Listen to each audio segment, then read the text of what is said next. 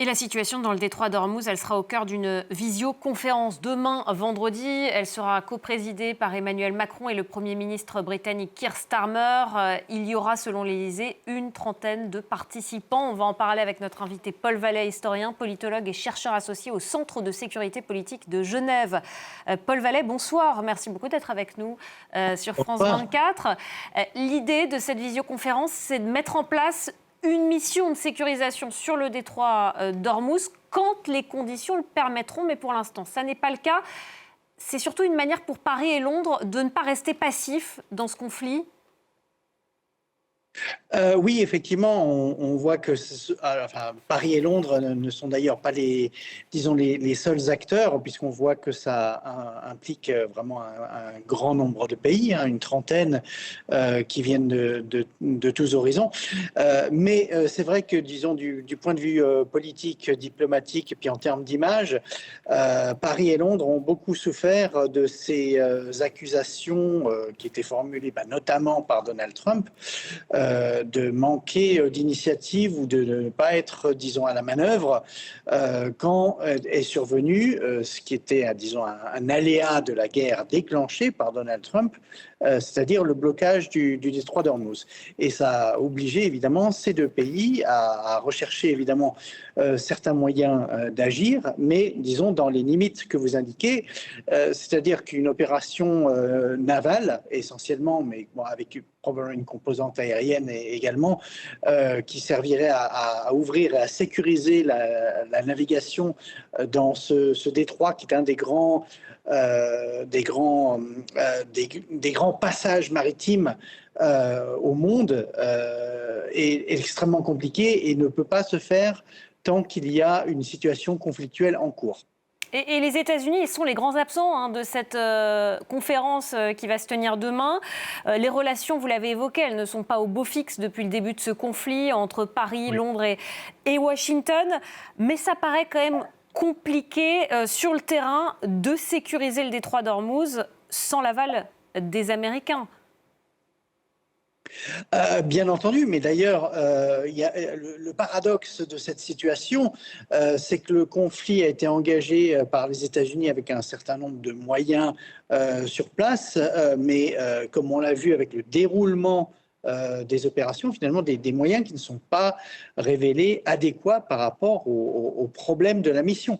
Il y a encore une dizaine, peut-être une vingtaine d'années, les États-Unis ne seraient pas intervenus dans les conditions où ils l'ont fait en ce moment. Il y aurait évidemment un déploiement de capacités navales et aériennes et terrestres beaucoup plus ample et qui aurait peut-être permis justement aux États-Unis d'éviter ce bouchonnement du détroit d'Ormuz. On y est bien arrivé pendant les années 80 et les années 90. Et manifestement, en 2020, par contre, ce n'est plus vraiment le cas.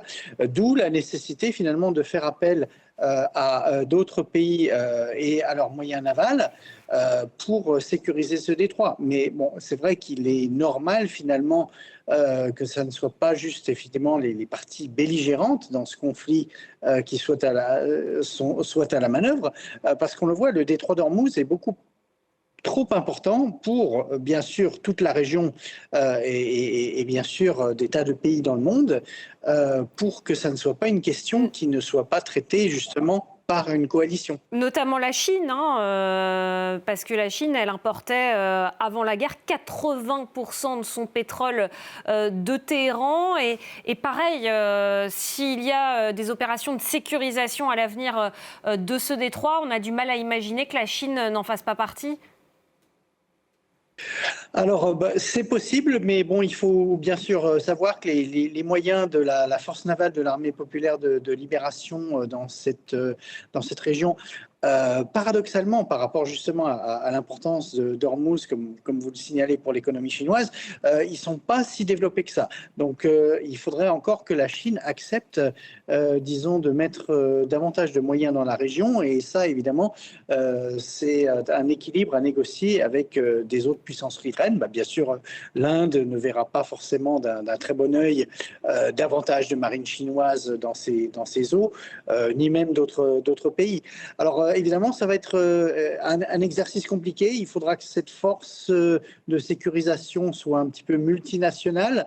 Alors, il y a peut-être un modèle qui peut se poser, qui existe déjà et qu'on appelle la Malacca Straits Patrol, c'est-à-dire la force qui assure la circulation dans le grand détroit d'Asie du Sud-Est, le détroit de Malacca, qui implique évidemment les marines de tous les pays riverains. Alors, bien sûr, comme on le voit, il y a beaucoup de pays de la péninsule arabique, mais aussi de l'océan Indien, qui ont des moyens, qui devraient y contribuer. Et puis, bien sûr, il y a les moyens éventuellement d'autres pays asiatiques et de pays européens, dont la France. En parallèle, il y a des discussions qui sont toujours en cours, hein, évidemment, pour une possible reprise des négociations entre les États-Unis et l'Iran. On a entendu Donald Trump qui se dit confiant. Il dit qu'il y aura sans doute un accord bientôt. Il assure que l'Iran a accepté de céder son uranium enrichi. Mais par contre, il ne parle pas d'Ormuz ce soir. Ça veut dire que ça bloquerait toujours sur ce point avec l'Iran. C'est un des points bloquants dans ces négociations. Manifestement, oui, c'est assez paradoxal parce que, de toute façon, les buts qui sont recherchés, que ce soit dans les opérations militaires ou dans les négociations par Donald Trump, sont totalement opaques. Ils changent du jour au jour, de l'heure à l'heure. Et il faut prendre avec une grande circonspection tout ce qu'il raconte. À un moment, bien sûr, la fermeture du détroit d'Ormuz a commencé à poser un véritable problème économique, même aux États-Unis avec l'explosion des prix des carburants. Donc, ils n'y sont pas tout à fait indifférents à cette question. Mais en revanche, c'est très difficile politiquement pour Donald Trump d'accepter qu'il faille un effort particulier autour de ce détroit, alors qu'il y a bien sûr d'autres questions. Et bien sûr, le conflit a permis à l'Iran finalement de se poser en position de force dans le golfe Persique, mais aussi autour du détroit, avec des moyens finalement assez réduits. Même sans marine, même sans aviation, l'Iran peut poser d'énormes problèmes au trafic maritime dans ces eaux. Et donc, ça devrait être une question prioritaire. Mais là encore, les pays qui vont se réunir demain en visioconférence ne sont pas eux-mêmes à la manœuvre, même à la marge par rapport à ces discussions irano-américaines. Et c'est donc pour cela que, disons, tout l'avenir de cette planification reste effectivement pendu à la possibilité ou non que les hostilités reprennent. Et puis, il faut bien sûr se souvenir que le cessez-le-feu, il expire le 22 avril. Merci beaucoup, Paul Vallet. Merci d'avoir été notre invité ce soir. Je rappelle que vous êtes historien, politologue et chercheur associé au Centre de sécurité politique de Genève.